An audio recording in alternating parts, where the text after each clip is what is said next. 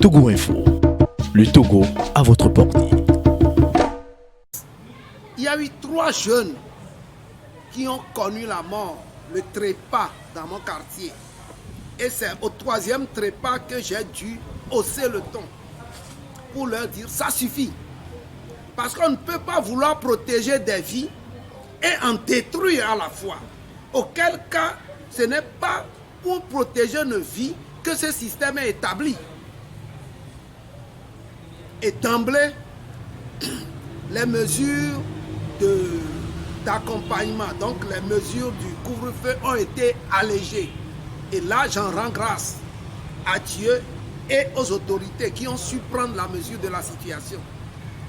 J'avoue que cette fois-ci, ils ont été compréhensifs et ils ont compati à travers cet allègement. Maintenant, je les avais invités à aller réparer le crime. Des gens sont venus me contacter pour en savoir davantage. Je leur ai donné d'amples explications. Certains avaient cru que j'attendais une compensation financière. Lorsque je disais d'aller payer pour le crime, ce n'est pas, je ne voudrais pas de l'argent du sang. Ce n'est pas en termes numéraires, mais c'est en termes de réparation. Donc le gouvernement a approché la famille. Le gouvernement, à ce que je sache, n'a pas approché, mais des individus proches se sont rapprochés de moi et je leur ai indiqué comment le faire. Ils doivent aller vers la famille. Ils ont leur rite expiatoire, leur rite d'apaisement spirituel.